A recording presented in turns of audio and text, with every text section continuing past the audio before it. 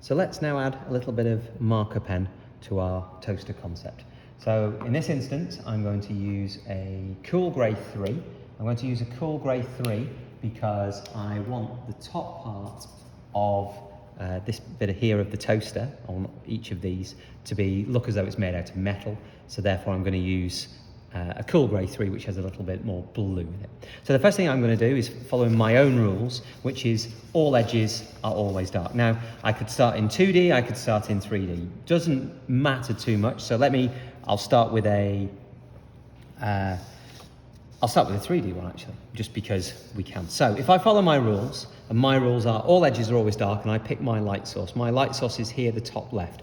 Therefore, what I want to do is I'm going to add a thin bit of marker just along this back edge. Then on this side, further away from my light source, I'm going to add a little bit more marker. So I'm a little bit more controlled now with my marker pen, but I'm trying to look at where I want to stop, but adding my markers. And the thing is, I don't want to stop, so I'm going to keep talking quite quickly whilst doing this. And also remembering my rules, which is all edges are always dark. So I'm going over my initial edges. I'm going to turn my marker around just to begin with here. I'm going to go over this line. This line in my head for my sketch, and bear in mind this is just my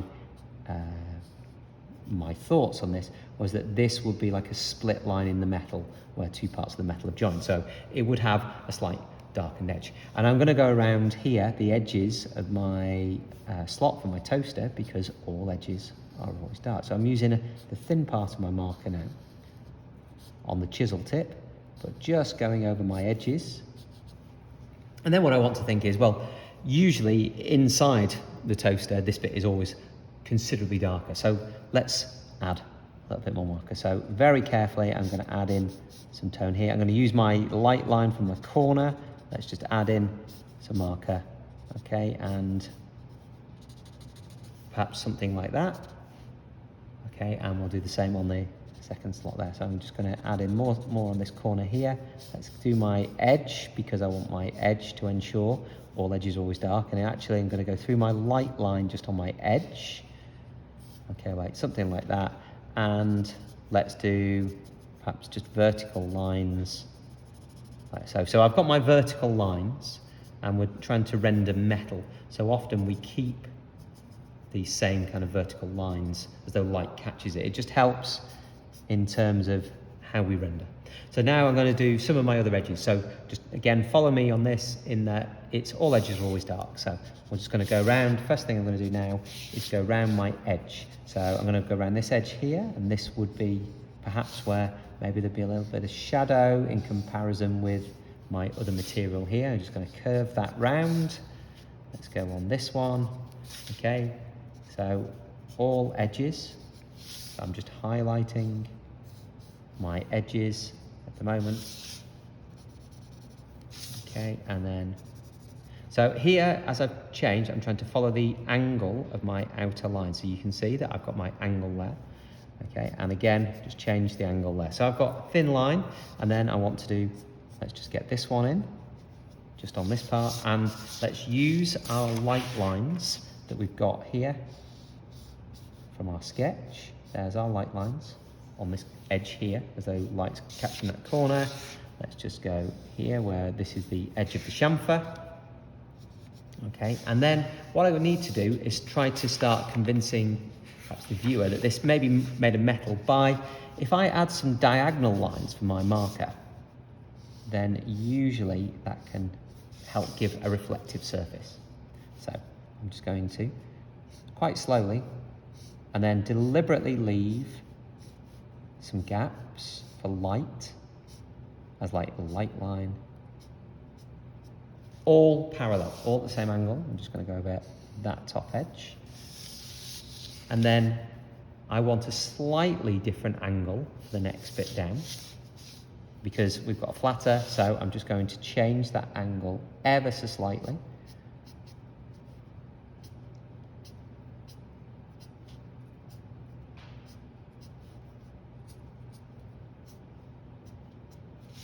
Like so. Let's just go over that edge. All edges are always dark. Okay. And then on this one here, before I do this angle, what I'm going to do is actually going to add some marker on here. So I'm going to, where my light line was there, I'm going to go over that. Let's just make it come in one. And then I'm going to do a thin line up to this line here. And then I'm going to leave a gap. And what I'm trying to do is keep these vertical lines now. So angle my marker. Now the trick now is try and keep the pen moving reasonably quickly when we do it, even if we do go over the edge, because otherwise we'll get additional kind of stop lines with the ink, and we're trying to actually avoid something like that. So now I'm going to change the angle of my marker again for this part. Okay, hopefully you can see that. Okay, and then I'll just add in a couple of little lines here. Okay, and then the back of the object, let's just add in a bit more. So perhaps we'll just add in a little line there. And then what we can do with this final edge here, which was at an angle, you can see it's a slight angle here, is try and just put that at an angle. So we're kind of continuing on our vertical lines here. Something like that. And something like that. Okay, so we're just trying to kind of get, as the viewer looks at it, it's like goes up and a slight angle, which seems to be working at the moment. And then I just want to remember my own rules. I just go over my edge. So all the time I'm doing this, I've been trying to keep the ink moving. We still need to go over this again as a second coat. Before I do that though, we'll look at adding some colour to this part. Okay, now we could be really bold with colour right now and use a very bright colour, or we could use something quite dark. I'm going to use quite a bold yellow-green colour.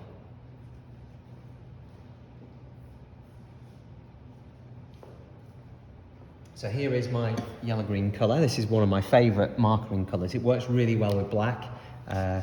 It's just a particular choice, I guess, of mine. So if I now add a bit of marker, again following my own rules, all edges are always dark, so we can go over the back here. Let's just go around this button a little bit like that. Let's go along the bottom through my light line, okay, and the bottom of the object we'll just add a little bit more, because the bottom of the object normally we would curve this up. Okay, now the switch is in the way, but we imagine that actually that's what we would do there. Okay, then I'm going to turn it round. Let's go this way. Let's keep it thin on this side, the light's coming on this side, so we'll keep a thinner line there. Perhaps we'll add, all edges are always dark, so here is our edge, of course. We'll add it underneath. Okay, and then we'll just go around before we do our light line. We're doing our edge, there's our edge. Okay, something like that. And then let's put in our light line. And let's put in our light line. Now, of course, the thing now you need to decide is what kind of material you might be thinking of with this. Let's just go around this, because this is an edge, so let's get our darker outline around our shape here. Okay, and I say material because we tried to imply with this one that we've got like a shiny surface, okay, and we can do a couple of little perhaps tricks with this afterwards to try and get even more of a shinier surface. But with this one, I might want a matted surface, a contrast of material. So we need to think about what we want to do, and because by doing that, that will affect how we decide to marker. Okay, so I'm just very quickly now going to add in a little bit more marker on here, just kind of like quick markering, because I don't want a shiny surface, I just want like quite a flat tone. So I'm just going to add in, okay, so you can see like this. Okay, I'm very, very fluid with my markers. Okay, I'm not overly worried if I go over my edges. I'm not trying to produce a perfect sketch, and you know, I'm certainly also not necessarily a perfect expert in this. This is just how I tend to use markers. And then what I want to do is, like, I've got all edges, so I must remember all edges are always dark. So let's go around these little buttons, or not buttons, sorry, these were in my head, these were supposed to be like little screws that would go through this material. behind, okay, to join the two together. I quite like that as an idea. So I'll just add a bit of marker there. So I've added a second coat of green. Of course, one of the things that I've not yet done is add a second coat of grey to my original. So because, wrong end, what we want to do, of course, is still get some of that depth. So I'm going to turn this around. I want a bit more depth here. Okay, so I'm just going to go across. Okay, you can see like that. So by doing this, you should still see that, of course, I get my lines that I did before underneath, like so. Okay, something like that. Let's do my light line again. Perhaps actually, what I should have done here is we'd have shadow under here. So maybe I'll just add in a bit more marker there. And then let's just, again, go over thinking about all edges are always dark. And I guess the more complex the shape, the more you have to think about all of these different kind of angles and different lines, what's dark, what's not dark. And it's just constantly about looking and just identifying what needs to be rendered. Of course, you've also got to be careful that you don't go too far with this, and you can, at some point, you've got to make a decision to stop. Okay, you've added enough marker that it looks right, and sometimes that can only be done by you, sometimes it could be done by somebody else looking at your work for you and saying, identifying, or maybe you should just add a little bit across there. Okay, so starting to get a bit happier now with that. I've got a bit more marker in. If you've got a marker such as something like this, a brick white, it can also be useful sometimes also to put in just an extra couple of tone lines. It's very, very light in colour, and can help sometimes just give almost like a glassy kind of feel to some of the work. It's very, very subtle, but it can make a difference, of course. So I'm just going to add in a little bit more marker now very, very quickly, just into other areas. Let's just add in some in here, just to give depth more than anything. Okay, from this outer tone, I need to make a decision about what colour this is going to be. So let's choose a sandy kind of colour. So this one here, a mustard colour. So we'll just add in quite a vibrant sort of shape, vibrant colour. Works, and struggle to actually go over the top of the green, but it's not too much of a problem because I'm going to use my black soft pencil on this to really start to pull out highlights. On here, let's just get in all edges. Let's just get this bit. I've gone over the edge, it doesn't matter. I'm not freaking out by that. It's just something that's happened. So let's just get this bit, all edges, always dark. Okay, and now really just trying to keep it very, very fluid, fast moving. Okay, and then really what I want to do, I'm not going to add in any more marker on this. I'm going to keep it two-tone, and maybe I say that I've looked at it again and just want a little bit more on the bottom of my green here. So just going to add in, because what I'm trying to do, I really like having the different kind of lines in my work. I really feel it just makes it a little bit more dynamic as a rendering, as a shape, particularly viewed from a distance. And it just, for me, it adds a bit more interest to the design of everything, which is why I tend to do that.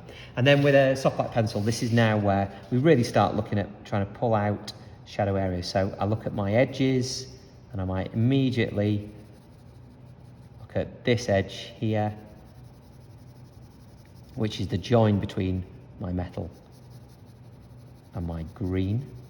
So just subtly trying to add in a bit more tone. And you can see even by just doing that little bit, it enhances this. It makes this look like it pops off perhaps a little bit more.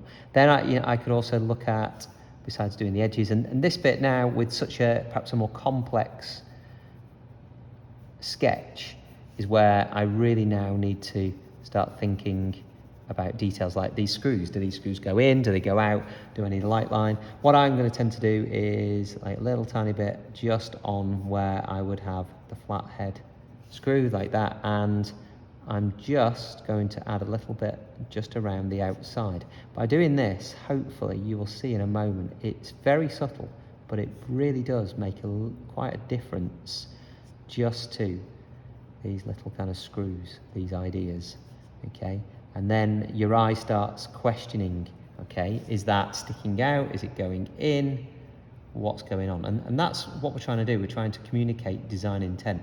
Of course, with a little bit of annotation at the side, we could explain that. And that, of course, is what our annotation should be. It should be describing, explaining, potentially evaluating as well, being critical, okay? But describing and explaining what we're trying to communicate. So even now, there's so much actually on here in terms of shadows that I would normally look at doing. I'm just trying to very quickly get some of this in just so you can see it, but then treating each as all edges are always dark. And you can see, hopefully, by me just doing this subtle bit of black, and if I just go up there, just a tiny bit here, and I've got lots more to do on here, particularly in here, because at the moment that looks very flat. You can start to see it starts building up. Of course, I would have shadow, and I didn't even add marker underneath here, but we can add shadow to the feet. I would actually add shadow onto the bottom, so very, very quickly. And this is particularly actually why I like this green colour, because the green works really well with the soft black pencil. And the pencil just seems to complement the green very, very well. And I think what I'll do is I will continue detailing this, and then I'll upload, of course, the completed one. So you see that, and you see what I've done, how I've applied the shadow, and hopefully what a difference it makes. Just before I do that, of course, and we've just got to be careful we don't add too much, it gets a bit muddy. We just want to add a little bit in here. I'm going to do this bit quickly, just doing there, keeping it really quick as a sketch. There's our friendly gecko. Hope he appreciates my marker rendering.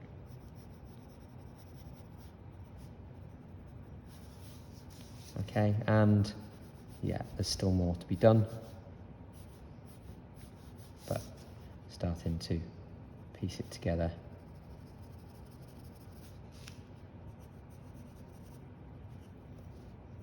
Get there, and of course in here, this is where we really need to start using some of our shadow work.